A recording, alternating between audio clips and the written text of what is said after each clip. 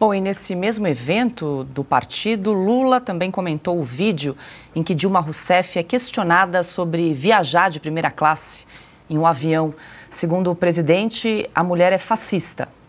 Que hoje exerce a grata função de ser a presidenta dos bancos dos BRICS. E esses dias, como representante do Banco dos BRICS, ela vinha de primeira classe para o Brasil e uma fascista que estão em todo lugar foi tentar dizer para ela: a senhora está andando na primeira classe. E ela falou: e onde é que você pensa que banqueiro anda? Eu sou agora presidenta do banco. E aí, Ana, agora, esse termo fascista foi esvaziado já há muito tempo, né? Alexandre de Moraes disse que 99% das pessoas não sabem o que é comunismo, nem fascismo, né? Muito menos.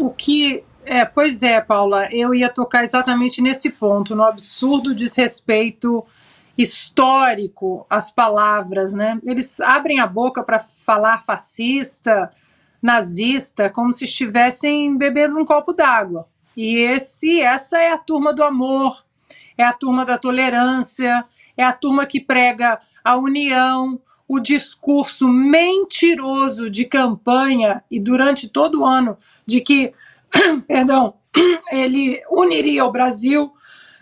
Então, Paula, o que a gente vê não é união, não é uma agenda de pacificação, é uma agenda destrutiva, né, segregacionista, que os inimigos são fascistas, os inimigos são nazistas. Nós vimos agora o ministro do Supremo Tribunal Federal durante 4 anos chamando toda a oposição de nazista, fascista, chamou o presidente Bolsonaro, né, de genocida, assassino. E você vê que a retórica é pensada, viu, Paula? Não é uma retórica só, é uma retórica pensada porque faz parte da genética intolerante de quê? De comunistas que eles são.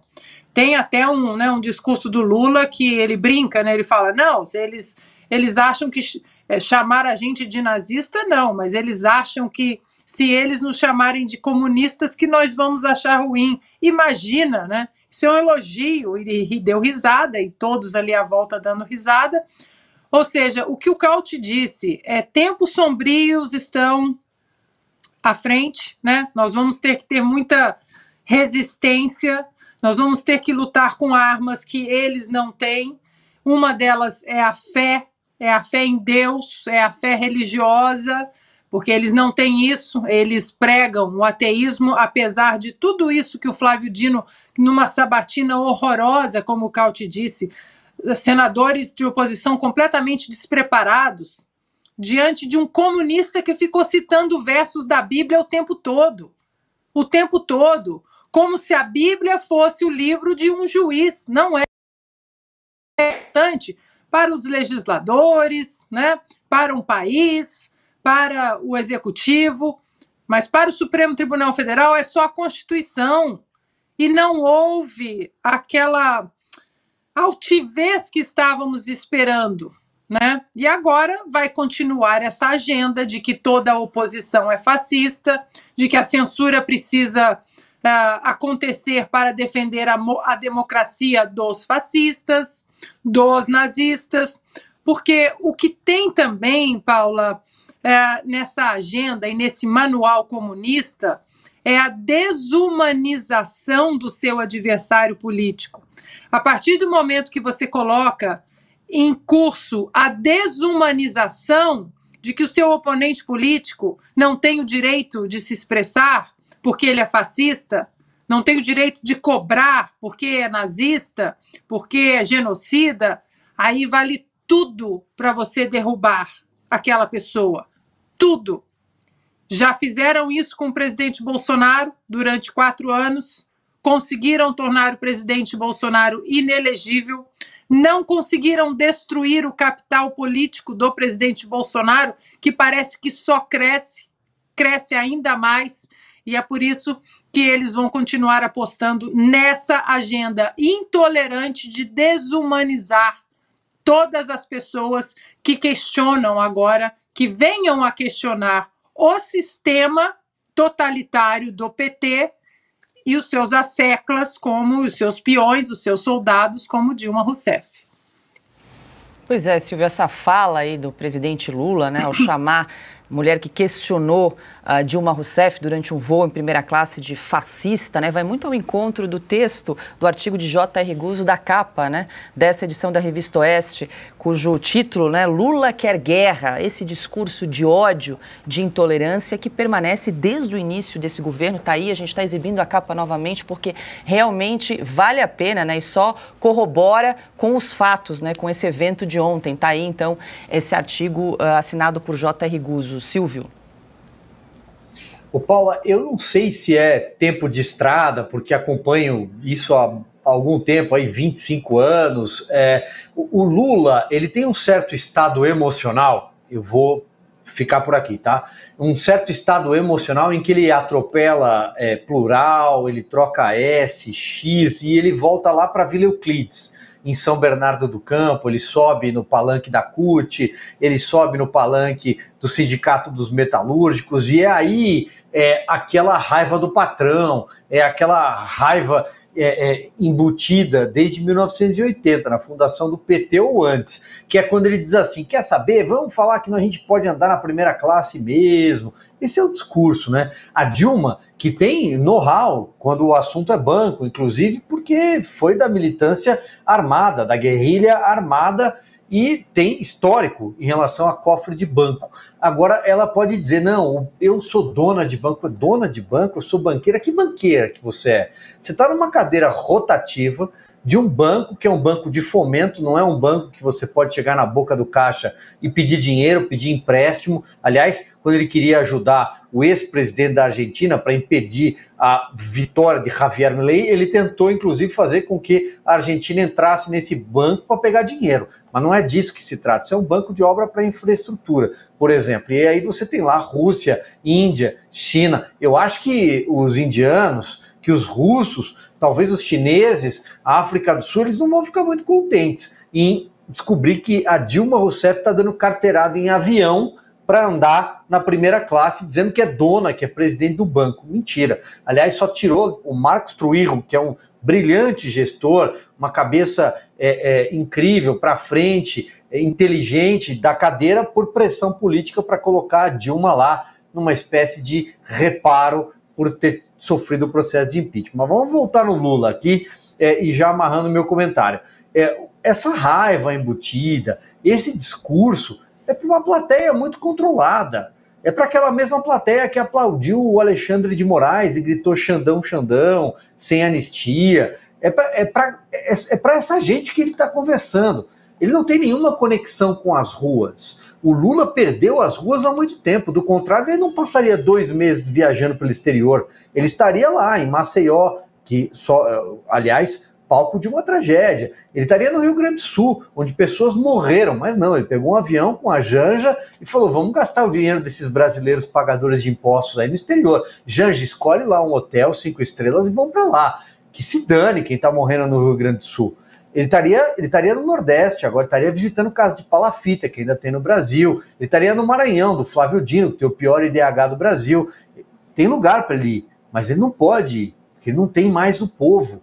Lula é um presidente sem povo. Ele tem o Supremo Tribunal Federal. Talvez, não à toa, ele escolheu passar as festas de fim de ano, segundo eu li hoje na imprensa, na casa do ministro Luiz Roberto Barroso. Ele, o Gilmar Mendes, talvez o Alexandre de Moraes e o Flávio Dino. O Carlos, como aqui no S Sem Filtro a gente não esquece de nada, né? A gente está vendo aí Lula saindo em defesa de Dilma Rousseff, mas ele já criticou bastante a classe média, né? Vamos revisitar esse vídeo. Nós temos uma classe média que ela ostenta um padrão de vida que em nenhum lugar do mundo a classe média ostenta. Nós temos uma classe média que que ostenta um padrão de vida, sabe, que não tem na Europa, que não tem em muitos lugares, as pessoas são mais humildes. Aqui na América Latina, sabe, a chamada classe média ostenta muito um padrão de vida acima do necessário. É uma pena que a gente não nasce e a gente não tem uma aula. O que é necessário para sobreviver? Tem um limite que pode me contentar como ser humano. Eu quero uma casa, eu quero casar, eu quero ter um carro, eu quero ter uma televisão. Não precisa ter uma em cada sala. Uma televisão já está boa. Eu quero um computador, eu quero um celular. Ou seja, na medida que você não impõe limite, você faz com que as pessoas, sabe, comprem um barco de 400 milhões de dólares e comprem um outro barco para pousar o seu helicóptero. Sabe? O que faz uma pessoa com um barco de 400 milhões de dólares? O Cauty, eu tenho a impressão que a Dilma Rousseff não frequentou a aula, né, que o Lula se referia aí no vídeo. Mas é sempre bom, né, ouvir o Lula falar. Não, mas vamos ver o que a Dilma disse a respeito da viagem dela, primeira classe.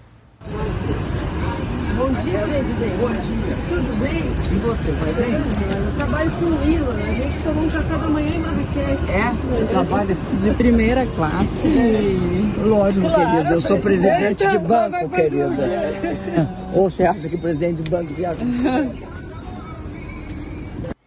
Viajar de primeira classe é primeira necessidade, Carlos. Né, querida? Né, querida? Até, a Dilma até ganhou um ar britânico, né? Que o sotaque é uma princesa, né, do Reino Unido, querida, né? Já tá com um sotaque. Gente, pelo amor de Deus, assim, é evidente que é escancarada a falta de vergonha na cara dessa turma, especialmente da Dilma, que deixou o Brasil na pior recessão de sua história, que nem durante a crise de 1929 a gente tinha registrado 2 quedas consecutivas do PIB, né? Geralmente é uma só, depois o PIB volta. Com a Dilma foi 2 vezes, então recorde histórico, detonou a economia brasileira, tivemos uma década perdida que só este ano voltamos a superar, somente esse ano o Brasil voltou a ter uma renda per capita do nível pré-Dilma, ou seja, uma calamidade pública, uma calamidade da economia, e foi nomeada para ser presidente do Banco dos BRICS, com todas as mordomias do caso, né, Paula? Mas porque para eles, né, esse conceito de classe média que ostenta não vai. Eles podem,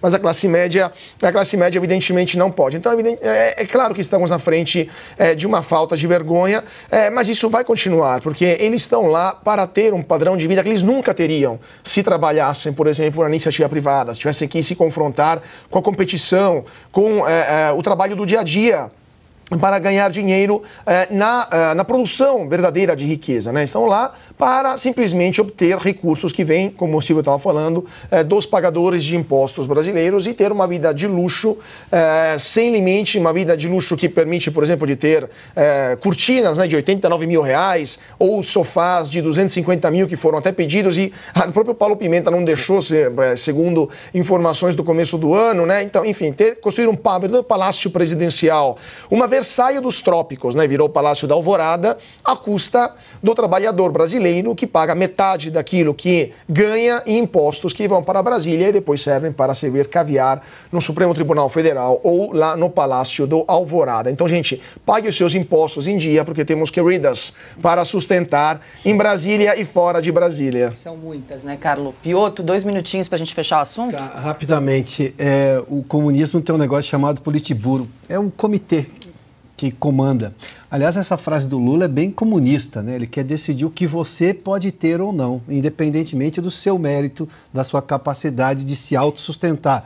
Não porque você é funcionário de um banco que é alimentado por os países sócios, no caso do BRICS, né? Mas é extremamente comunista. Agora, todo o comitê do Politburo, seja da União Soviética, seja os Castro em Cuba, todos eles viviam como nababos. Nenhum deles vivia com uma televisão só apenas, né? Aliás, o próprio presidente Lula, quando antes na oposição, agora ele tem que viajar no avião presidencial, mas não pegava mais voo comercial. O Lula do avião comercial é de décadas atrás, só anda de jatinho. Por que só anda de jatinho? O ex-presidente Bolsonaro anda de voo comercial, vai a restaurantes populares. Então, quer dizer, a condição de ex-presidente não é uma desculpa para não fazê-lo. Até porque nós estamos tendo um ex-presidente que faz e bom. é recebido por uma multidão. Mas vamos lá, em 3 pontos rapidamente. A questão do Politburo, o PT, na verdade, essa linguagem do PT que o Lula usou é fascista em relação à moça que só fez um comentário, não tem ofensa, não tem nada, é só um comentário. Que a Dilma respondeu, né, como alguém deslumbrado, mas enfim, ele chamou de fascista. O Lula não sabe o que é fascismo, o Lula não lê o que é fascismo, aliás, o Lula lê pouco, se é que lê. No PT, em 2014, na campanha contra a candidata era Dilma Rousseff na reeleição, e Marina Silva, sim, Marina Silva era uma candidata que estava em primeiro naquele momento, teve uma campanha do PT, que era do PT contra uma proposta da equipe de Marina Silva, que era de dar autonomia ao Banco Central. Esse era o assunto. Bom, na peça publicitária, se não me engano, do João Santana, tiravam a comida, o prato de comida das pessoas e punham para os banqueiros sorrindo. Veja só o tamanho da violência. Se eu não me engano, naquele momento o TSE não deu direito de resposta a Marina Silva. A mesma Marina que agora está abraçada ao Lula, enfim, depois de tudo que sofreu na mão do PT. Bom, essa é outra questão. Agora, a gente só precisa se preocupar com um outro ponto que é fundamental. O que será que faltou para a gente convencer, ou as pessoas se convencerem sobre quem é Luiz Inácio Lula da Silva e o que ele de fato pensa? Porque ele está sem nenhum pudor demonstrando o que ele pensa. O que faltou para aquelas pessoas entenderem? Que este era o PT que iria chegar ao poder novamente, que esse era o Lula, extremamente belicoso, nenhuma preocupação em unir o país, nada, com responsabilidade fiscal, em respeitar adversário, nada. O que será que faltou? A gente precisa, eu sei que o Lula fala. Aliás, eu acho que foi influenciado pela Janja, que ele falou essa questão do fascismo, que a Janja disse que precisa tratar todo mundo como fascista, não pode mais usar bolsonarista na opinião dela. Como ela tem uma influência muito grande sobre o presidente, está na cara, provavelmente foi uma influência. Agora, o que o Lula fala não pode ficar assim como, sabe, não é como nós estamos tratando aqui, nós estamos tratando de forma séria, mas normalmente as pessoas dizem, de forma jocosa, é o Lula fala. Não, é o presidente da República que está falando. É sim, embora seja o Lula, mas é um presidente da República que está falando isso. Vai deixar assim, barato?